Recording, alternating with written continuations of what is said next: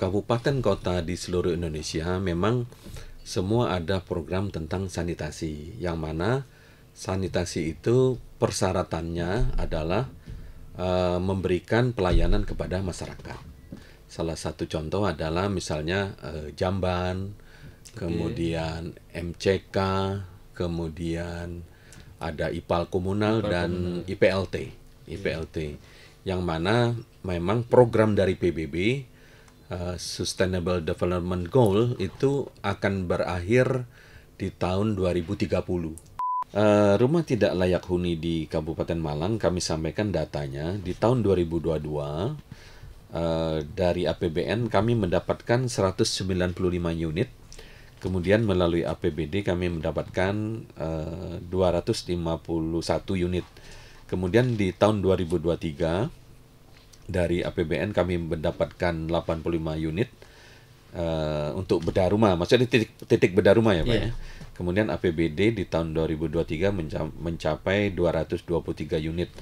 Kemudian di tahun 2024 itu kami mendapatkan dari pusat, dari APBN mencapai 38 unit. Ya, ini agak menurun.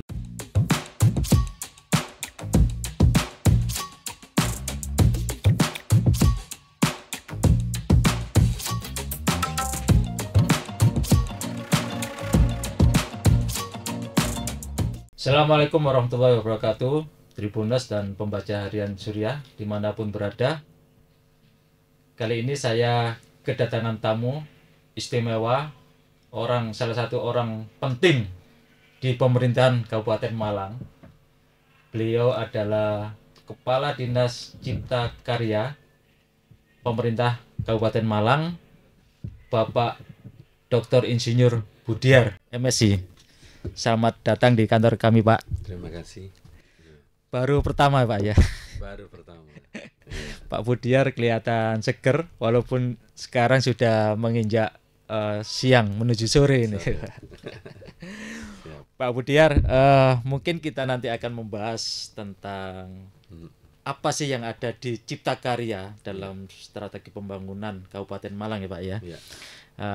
Tentunya yang akan dirasakan oleh masyarakat Kabupaten Malang seperti dalam program prioritasnya Bapak Bupati Sanusi dan Ibu Latifah Sohib. Baik, Pak Budiar bisa menyapa dulu kepada Tribuners dan pembaca harian Surya. Assalamualaikum warahmatullahi wabarakatuh. Selamat petang menjelang sore ya, para pembaca atau pemirsa harian Tribun News. Kami hadir di sini untuk berdiskusi dengan Pak Iksan ini. Semoga bermanfaat bagi masyarakat Kabupaten Malang. Ya. Pak Budiar, masyarakat Kabupaten Malang ini kan butuh banyak informasi tentang apa yang akan dilakukan oleh Dinas Cipta Karya sendiri ya. Tentunya ada 3 program prioritas di Cipta Karya. Apa saja itu, Pak? Ya. Terima kasih Pak Iksan. Memang Bupati terpilih tahun 2025 ini, beliau Pak Sanusi ada visi misi ya yang dituangkan di dalam perencanaan 5 tahunan yaitu RPJMD. Yang mana nanti di program itu di Cipta Karya, nomenklatur dinas kami adalah Dinas Perumahan, Kawasan Permukiman dan Cipta Karya. Yang mana program kami yang pertama adalah ada sanitasi, kemudian ada RTLH atau BSPS itu terkait bedah rumah, serta air bersih. Nah, di luar air bersih kami ada juga menangani tentang tata ruang dan jalan lingkungan. Seperti itu. Pak, bisa dijelaskan satu persatu Pak tentang air bersih, RTLH itu apa, kemudian sanitasi itu apa, dan arah programnya seperti apa sehingga pemirsa kita bisa mengetahui. Terima kasih Pak Iksan, bahwa kabupaten kota di seluruh Indonesia memang semua ada program tentang sanitasi, yang mana sanitasi itu persyaratannya adalah memberikan pelayanan kepada masyarakat. Salah satu contoh adalah misalnya jamban, kemudian MCK, kemudian ada IPAL komunal dan IPLT, yang mana memang program dari PBB Sustainable Development Goal itu akan berakhir di tahun 2030. Yang mana salah satu contoh misalnya terkait ODF itu juga harus berhasil di tahun 2030. Jadi sudah tidak ada masyarakat yang buang hajat sembarangan dan harus berakhir di tahun 2030. Seperti itu. Itu menjadi program prioritas bukan hanya Kabupaten Malang aja ya, tapi tingkat dunia. Tingkat dunia. Ya. Baik. Kira-kira apa yang sudah dirasakan oleh masyarakat, Pak, dalam program sanitasi ini?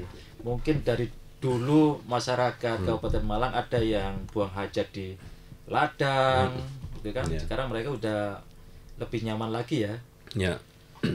Ya Pak Iksan, bahwa khusus di Kabupaten Malang memang banyak masih ada ya, bukan banyak ya, masih ada, tapi akan terkurangi. Saya yakin 2030 itu akan habis karena bantuan dari pusat maupun dari Kabupaten Malang itu cukup gencar untuk memberantas ODF seperti itu. Di tahun 2022 saja, misalnya kami contohkan itu untuk sarana dan prasarana air bersih itu ada di 45 lokasi dan di 43 desa di 23 kecamatan. Itu kita sisir udah. Kemudian tahun 2023 ada di 44 lokasi dan di 43 desa di 19 kecamatan. Itu menyasar sampai 1.489 KK. Kemudian pada tahun 2024 telah dibangun sarana prasarana air limbah domestik di 39 lokasi pada 39 desa di 19 kecamatan. Manfaat sampai mencapai 1.129 KK. Itu dari tahun 2022 sampai tahun 2024. Sedangkan di tahun 2025 kita ada membangun prasarana dan air limbah ya di 37 lokasi pada 37 desa di 20 kecamatan yang penerima manfaatnya mencapai 737 KK. Jadi bisa kita lihat bahwa dari tahun 2022 sampai tahun 2025 itu cukup gencar kita untuk membuat jamban, kemudian IPAL komunal, kemudian IPLT. Kami contohkan bahwa jamban misalnya di desa itu seringkali jamban cubluk ya, Pak. Jamban cubluk atau jumbleng kata Pak Iksan tadi. Di daerah saya gitu. Jumbleng. Nah, itu masih ada kita lihat. Nah, itu yang kita sasar. Bagaimana nanti kita dekatkan dengan rumah induknya. Jadi tidak terlalu jauh.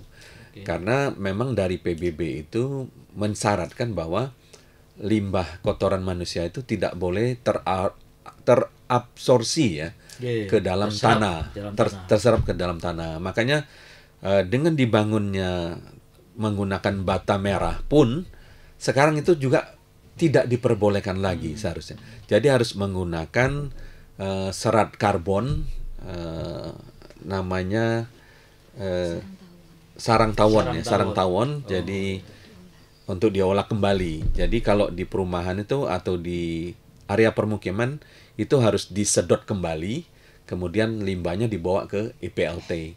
Sedangkan yang jauh dari IPLT kita membangun namanya IPAL komunal. IPAL komunal itu bisa 100 KK. 100 KK yang mana dari rumah penduduk disalurkan ke IPAL komunal. Di situ ada 10 saringan namanya sarang tawon. Airnya yang sudah bersih dibuang ke sungai. Kemudian limbahnya untuk pupuk. Untuk pupuk. Itu sudah kita lakukan di hampir seluruh kecamatan yang ada hampir kita lakukan. Dan ini tiap tahun terus melakukan ini terus itu Pak, terus sampai ya. 2030 ya. Ya, yang menarik Pak Iksan, dulu kan orang mau buang hajat kan lari ke sungai ya. Ya. Sekarang mereka tidak lari lagi, cukup di rumah. Di rumahnya, tapi mengalir ke ipal komunal, itu, ya. sebelum jatuh ke sungai. Seperti itu. Artinya dari sisi kebersihan. Sudah airnya sudah tersaring sebelum ke sungai ya. Di sungai, betul. Kan kadang-kala masyarakat kita masih menggunakan sungai untuk ya mandi dan sebagainya. Ya. Terkait dengan air bersih Pak, ini ada daerah di tahun 2025 ini, apakah ada daerah yang diprioritaskan? Ya, di tahun 2025 ada 14 lokasi ya, yang mana memang air bersih ini beberapa di daerah Kabupaten Malang ini sulit terjangkau. Misalnya pada musim kemarau, kemudian sungai mengering seperti itu. Kemudian tada hujan juga sudah tidak ada. Walaupun sebenarnya embung itu memang dibutuhkan pada saat hujan gitu, dibutuhkan. Jadi ada embung yang mendapatkan sumber airnya itu dari tada hujan seperti itu. Jadi yang telah kita bangun Pak Iksan untuk air bersih tahun 2022 itu ada 33 lokasi di 33 desa, 17 kecamatan, mencakup 1.800 KK. Kemudian di tahun 2023 ada 24 lokasi, 24 desa, 12 kecamatan, 1.600 KK. Kemudian di tahun 2024 ada 29 lokasi dan 29 desa. Kemudian tahun sekarang, tahun 2025 ada 18 lokasi di 18 desa dan 9 kecamatan, mencakup 1.800 KK. Jadi Pak Iksan, misalnya kami contohkan di daerah, karena di kontur di topografi di Kabupaten Malang itu kan berbukit-bukit dan bergunung. Justru daerah pegunungan itu sulit mendapatkan air bersih. Tapi dengan teknologi sekarang, dengan geolistrik ya, teman-teman justru di atas gunung tuh masih kita mendapatkan sumber air kadang. Jadi selain kita menarik dari sumber, kita juga membangun sumur bor. Seperti itu. Jadi ini sudah memberikan manfaat kepada masyarakat ya. Yang ya saya dulu memang pernah KKN di sana juga ya, kuliah kerja nyata di daerah Tumpang dulu. Sempat kami kesulitan mencari air bersih dulu. Tapi beberapa tahun belakangan alhamdulillah saya pernah ke sana juga. Pipanisasi masyarakat sudah mendapatkan air. Dulu masih mengandalkan air tada hujan Pak. Betul. Jadi begitu sulitnya mau mandi aja harus beli air galon dulu. Betul. Kami terima kasih Pak Iksan kepada PUPR Pusat telah membantu bantuan air bersih melalui namanya SPAM. Jadi SPAM-nya PUPR itu sangat bermanfaat. Kemudian SPAM dari kabupaten juga cukup bermanfaat. Tapi memang dana dari, kita berharap memang dana dari PUPR itu yang turun, karena dananya cukup besar gitu, bisa mengakomodir sekian ribu KK.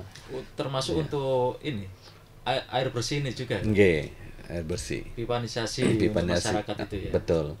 Dan dari PUPR itu tidak hanya membantu Cipta Karya, tapi juga membantu PDAM. PDAM juga dibantu melalui program SPAM-nya, seperti itu, untuk masyarakat mendapatkan air bersih yang layak untuk diminum dan untuk mandi, seperti Pak, itu. Mungkin ada cerita dari Pak Budiar terkait dengan sumur bor yang begitu bermanfaat bagi masyarakat. Itu di mana itu Pak? Di kawasan Jabung atau mana? Kami pernah memang kesulitan di daerah pegunungan itu kan mendapatkan air bersih. Ternyata dengan teknologi sekarang pun bisa dilacak keberadaan sumber air itu. Ternyata kemarin di Jabung, Desa Kemiri, kami mendapatkan air bersih sekitar 100 meter ya. itu bisa pengeborannya hampir 100 meter seperti itu. Dan itu airnya bisa dimanfaatkan oleh masyarakat di desa itu. Di desa itu, dan sisa juga bisa untuk tanaman ya, untuk menyirami tanaman. Seperti itu. Baik, ini menarik sekali Tribuners terkait dengan program yang telah dilakukan oleh Dinas Permukiman dan Cipta Karya ini kan untuk masyarakat. Karena Cipta Karya ini yang bisa dilihat terbentuknya, begitu Pak ya. Pelayanan adalah bentuk yang bisa dilihat dan bisa dirasakan oleh masyarakat. Pelayanan seperti itu. Baik, kalau RTLH sendiri Pak, RTLH itu sampai hari ini atau di tahun 2025 nanti itu seberapa banyak yang akan dilakukan oleh Dinas Cipta Karya? Terima kasih Pak Iksan. Jadi rumah tidak layak huni di Kabupaten Malang, kami sampaikan datanya di tahun 2022 dari APBN kami mendapatkan 195 unit. Kemudian melalui APBD kami mendapatkan 251 unit. Kemudian di tahun 2023 dari APBN kami mendapatkan 85 unit untuk bedah rumah, maksudnya titik bedah rumah ya Pak ya. Kemudian APBD di tahun 2023 mencapai 223 unit. Kemudian di tahun 2024 itu kami mendapatkan dari pusat, dari APBN mencapai 38 unit. Ya, ini agak menurun memang dari pusat. Kemudian dari APBD tetap tidak turun, malah justru naik mencapai 248 unit. Kemudian di tahun 2025 kami hanya mendapatkan dari APBD saja, yaitu 310 unit. Sebenarnya bantuan ini adalah bantuan langsung kepada masyarakat. Yang mana nilai total untuk satu unit itu dari Kabupaten Malang itu hanya 20 juta. Biasanya 20 juta itulah yang dikelola, misalnya untuk membangun dinding atau atap dan sebagainya, seperti itu. Dan itu kami berkoordinasi dengan kepala desa. Dan manfaatnya bisa dirasakan oleh masyarakat. Kadang justru mereka andil ikut nambahi masyarakat istilahnya kayak gotong royong. Nah, seperti itu. Seperti itu. Jadi ya memang tetap perlu ada gotong royong. Kalau uang 20 juta kan memang belum jauh dari kurangan. Itu harus ada rasa kebersamaan dari masyarakat itu. Betul. Jadi ini merata Pak ya? Merata. Untuk RTLH rumah tidak layak huni hampir di 33 kecamatan di Kabupaten Malang sudah mendapatkan, dan kami pun dibantu oleh Basnas. Oleh Basnas karena Badan Amil Zakat. Karena data yang terakhir yang kita kirimkan melalui ponogram di kecamatan, sekarang ada data hampir 6.000 ya. 6.000 data terakhir yang juga harus kami bangun. 6.000, dan itu akan tumbuh terus Pak, karena mungkin perkembangan ya situasi di lapangan itu memang harus dibantu. Tapi untuk seleksinya melibatkan desa juga. Desa melibatkan kepala desa, perangkat desa, kemudian kami ada namanya tim fasilitator lapangan yang turun di lapangan juga ikut meriksa, verifikasi. Apa benar-benar layak atau tidak untuk diberi bantuan itu. Siap. Baik Pak Budiar, kalau 3 program ini sudah selesai, kita menginjak ke RT RW ya. Kabupaten Malang ini salah satu wilayah yang menjadi menarik investor, terutama dalam sisi berinvestasi di properti ya Pak ya. Kapan hari kami juga melakukan liputan khusus tentang perkembangan hunian di Malang Raya. Nah, salah satunya adalah Kabupaten Malang menjadi sasaran dari para investor itu untuk memiliki hunian. Entah itu untuk anaknya yang lagi kuliah, entah itu untuk investasi, entah itu untuk dihuni sendiri dan sebagainya. Tapi rata-rata kapan hari ada juga ketua Apersi Pak Makrus itu kan kita wawancara juga di sini, podcast juga dengan kami di sini. Memang banyak juga warga luar kota memilih hunian itu di Kabupaten Malang, terutama ya untuk investasi dan sebagainya. Lah, bagaimana Pak Budiar gambaran di RT RW di Kabupaten Malang sendiri, Pak? Ya, terima kasih Pak Iksan, para pemirsa, bahwa RT RW kami memang sudah tidak relevan lagi, Pak. RT RW kami itu kan yang kita gunakan itu 2010. 2010. Berarti kami sudah membangun RT RW baru itu mulai tahun 2019 dan berhasil di Perkada ya di tahun 2025 ini di bulan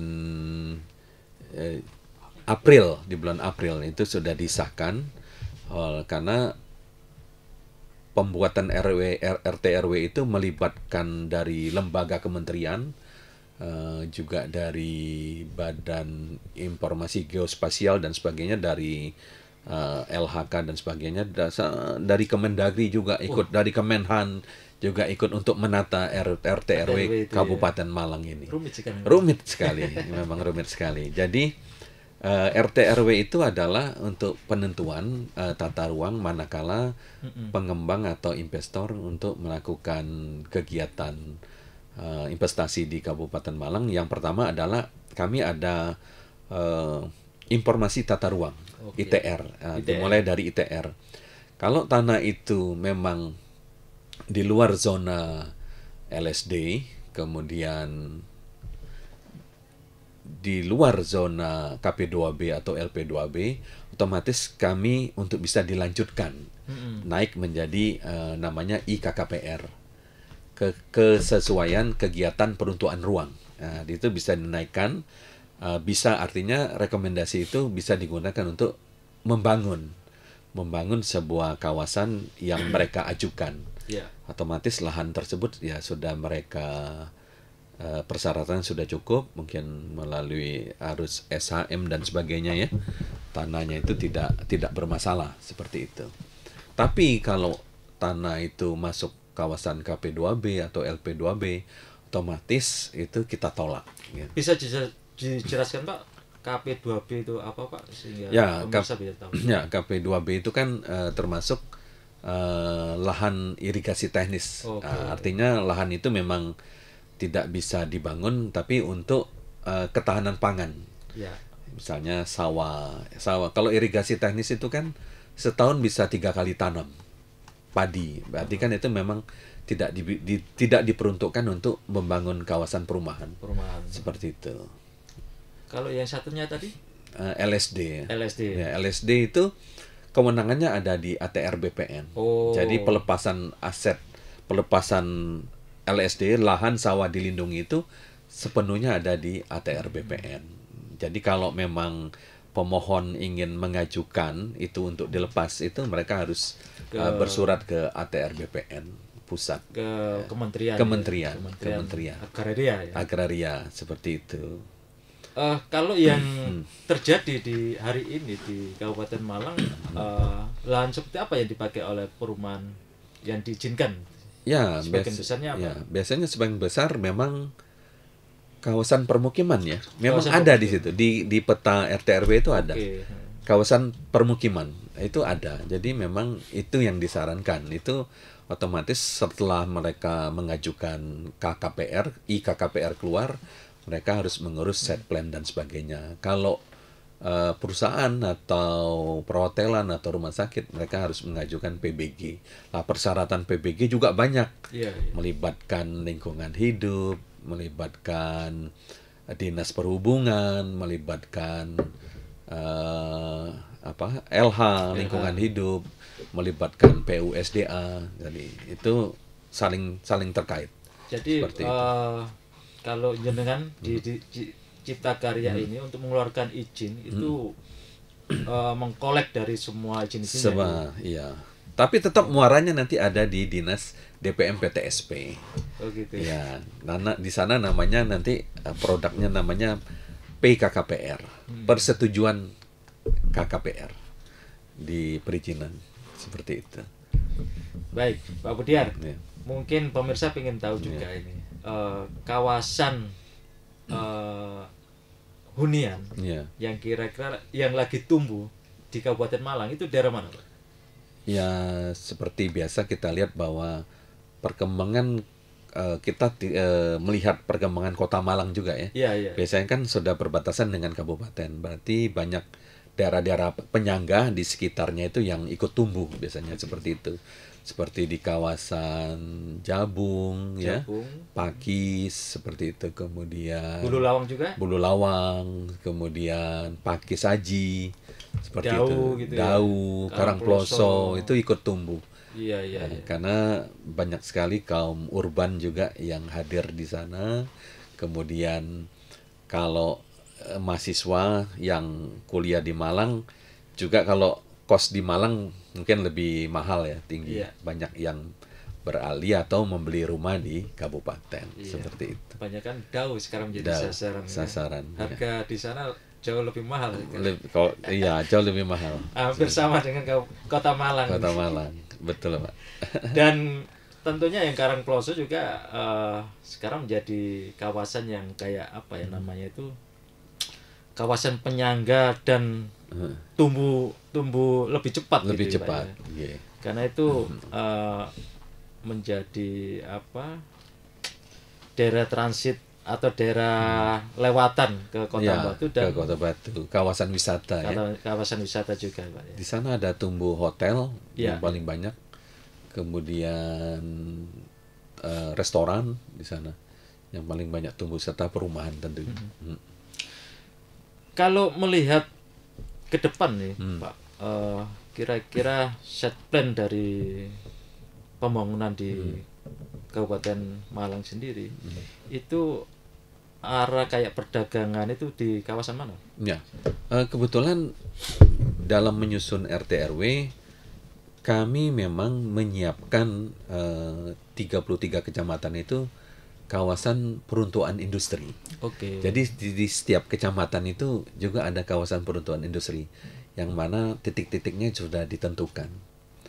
Karena kaitannya erat itu dengan nanti BKPM, kemudian dengan agraria juga, dengan PUPR dan sebagainya.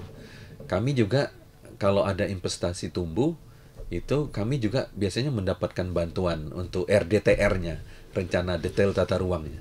Kami juga mendapatkan bantuan dari ATR. ATR juga. Misalnya investasi di Bulu Lawang tuh ada sekian triliun gitu ya.